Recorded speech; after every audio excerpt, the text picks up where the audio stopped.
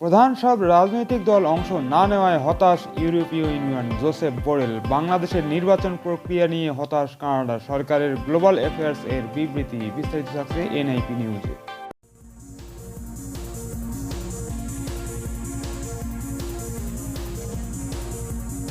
বাংলাদেশের দ্বাদশ জাতীয় সংসদ নির্বাচনের প্রধান সব রাজনৈতিক দল অংশ না নেওয়ায় হতাশা প্রকাশ করেছে ইউরোপীয় ইউনিয়ন। ইইউ এর পক্ষে ইউরোপীয় ২৭ দেশের এই জোটের উচ্চপদস্থ প্রতিনিধি জোসেফ বোরেল মঙ্গলবার এক বিবৃতিতে বাংলাদেশের নির্বাচন নিয়ে এই প্রতিক্রিয়া জানিয়েছেন। তিনি নির্বাচনে অনিয়মের যেসব খবর এসেছে সেগুলোর সময়োচিত ও পূর্ণাঙ্গ তদন্ত নিশ্চিত করতে সংশ্লিষ্ট কর্তৃপক্ষের প্রতি আহ্বান জানিয়েছেন। ব্রাসেলসে ইউরোপীয় ইউনিয়নের ইইউ সদর দপ্তর থেকে দেওয়া বিবৃতিতে বলা হয়েছে, ইউরোপীয় ইউনিয়ন গত রোববার বাংলাদেশের অনুষ্ঠিত সংসদীয় নির্বাচনের ফলাফল লক্ষ্য করেছে। একই সঙ্গে ইইউ বাংলাদেশের দীর্ঘমেয়াদী অংশীদারিত্ব যে গণতন্ত্র, মানবাধিকার ও আইনের শাসনের মূল্যবোধের ভিত্তিতে প্রতিষ্ঠিত সে বিষয়ে পুনর্ব্যক্ত করেছে। বিবৃতিতে বলা হয়, এই নির্বাচনে প্রধান সব রাজনৈতিক দল অংশ নেয়নি বলে ইউরোপীয় ইউনিয়ন হতাশা ব্যক্ত করেছে। জোসেফ বোরেল বিবৃতিতে বলেন, ইইউ নির্বাচন বিশেষজ্ঞ মিশনের আসন্ন প্রতিবেদন এবং সুপারিশগুলোর প্রকাশ করার জন্য কর্তৃপক্ষগুলোর মধ্যে হওয়া চুক্তিকে স্বাগত জানায় ইউরোপীয় ইউনিয়ন।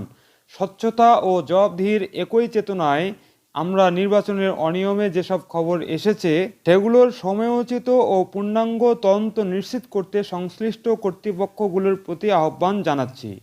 বিবৃতিতে আরও বলা হয়, ইইউ নির্বাচনকালে সংঘটিত সহিংসতার নিন্দা জানায় এবং নির্বাচন পরবর্তী সময়ে সহিংসতা থেকে বিরত থাকার জন্য সবার প্রতি আহ্বান জানাচ্ছে। এই সময়কাল এবং পরবর্তী সময়ে আইনের শাসন, বিচার বিভাগের স্বাধীনতা, যথাযথ প্রক্রিয়া অনুসরণ এবং শান্তিপূর্ণ সমাবেশের অধিকারের প্রতি শ্রদ্ধা রাখাও গুরুত্বপূর্ণ। এক্ষেত্রে বিরোধী নেতাকর্মীদের আটক অত্যন্ত উদ্বেগজনক। প্রসঙ্গত, ৭ জানুয়ারি বাংলাদেশ দ্বাদশ জাতীয় সংসদ নির্বাচনে ২৯৯ আসনে ভোট গ্রহণ অনুষ্ঠিত হয়। নির্বাচনে ২২২টি আসনে জয় পেয়েছে বাংলাদেশ আওয়ামী লীগ। জাতীয় পার্টি জয় পেয়েছে ১১টি আসনে, স্বতন্ত্র প্রার্থী জিতেছে ৬২ আসনে। আওয়ামী লীগের শরিক দল ওয়ার্কার্স পার্টি ও জাতীয় সমাজতান্ত্রিক দল জাসদ একটি করে আসনে জয়ী হয়েছে। বাংলাদেশ কল্যাণ পার্টি জয় পেয়েছে ১টি আসনে।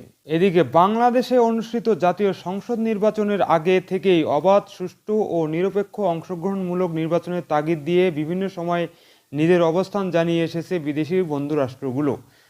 ৭ই জানুয়ারি নির্বাচনে বাংলাদেশের আওয়ামী লীগের নিরঙ্কুশ বিজয়ের পর রাশিয়া, চীন ও ভারতসহ এশিয়ার অনেক দেশই টানা চতুর্থবারের মতো প্রধানমন্ত্রী নির্বাচিত হওয়ায় শেখ হাসিনাকে অভিনন্দন জানিয়েছেন। এদিকে বাংলাদেশের নির্বাচন অবাধ ও সুষ্ঠু হয়নি বলে জানিয়েছে যুক্তরাষ্ট্র, আর যুক্তরাজ্য বলেছে বাংলাদেশের অবাধ ও সুষ্ঠু মানদণ্ড মেনে নির্বাচন হয়নি। পৃথক বিবৃতিতে এসব কথা বলেছে দেশ দুইটি। পরে বাংলাদেশের দ্বাদশ জাতীয় সংসদ নির্বাচনের প্রধান সব রাজনৈতিক দল অংশ না নেওয়ায় হতাশা প্রকাশ করেছে ইউরোপীয় ইউনিয়ন ইইউ। এবার নির্বাচন নিয়ে নিজেদের অবস্থান জানিয়েছে কানাডা। স্থানীয় সময় মঙ্গলবার কানাডা সরকারের গ্লোবাল অ্যাফেয়ার্স কানাডা ডিপার্টমেন্ট এক বিবৃতিতে বাংলাদেশের নির্বাচনী প্রক্রিয়া নিয়ে হতাশা প্রকাশ করেছে। এছাড়া নির্বাচনের আগে ও পরে সহিংসতার ঘটনায় নিন্দাও জানিয়েছে কানাডা। বিবৃতিতে তারা বলে, কানাডা বাংলাদেশি নাগরিকদের গণতান্ত্রিক আকাঙ্ক্ষার প্রশংসা করে এবং সমর্থন করে এবং নির্বাচনের আগে এবং সময়কালে ঘটে যাওয়া ভয়, ভীতি ও সহিংসতার নিন্দা জানায়। যারা সহিংসতা দ্বারা ক্ষতিগ্রস্ত হয়েছে তাদের সবার প্রতি আমাদের সহানুভূতি জানাই।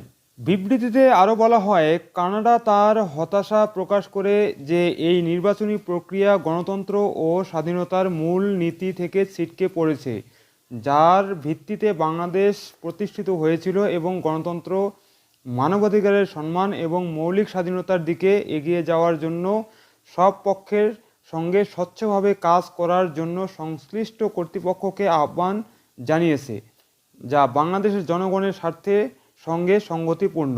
একটি কার্যকর বিরোধী দল, স্বাধীনতা, গণতান্ত্রিক প্রতিষ্ঠান এবং সংবাদপত্রের স্বাধীনতা, একটি শক্তিশালী ও সুস্থ গণতন্ত্র নিশ্চিত করার জন্য সুষ্ঠু নির্বাচন গুরুত্বপূর্ণ। কানাডা 1971 সালে বাংলাদেশের স্বাধীনতাকে স্বীকৃতি দেওয়া প্রথম দেশগুলোর মধ্যে একটি ছিল জানিয়ে বিবৃতিতে বলা হয়েছে, বাংলাদেশ আরও স্থিতিশীল, সমৃদ্ধ এবং গণতান্ত্রিক ভবিষ্যতের জন্য দেশের জনগণকে তাদের আকাঙ্ক্ষার সমর্থন করতে প্রতিশ্রুতিবদ্ধ রয়েছে কানাডা। প্রিয় দর্শক, বাংলাদেশ দ্বাদশ জাতীয় সংসদ নির্বাচন নিয়ে এই প্রতিবেদনটি এখন এখানে শেষ করছি। পরবর্তী সংবাদ নিয়ে আবার আসবো আপনাদের সামনে। সে পর্যন্ত ভালো থাকবেন, ভালো রাখবেন এবং চ্যানেলটি সাবস্ক্রাইব করে NIP নিউজের সাথেই থাকবেন। ধন্যবাদ সবাইকে।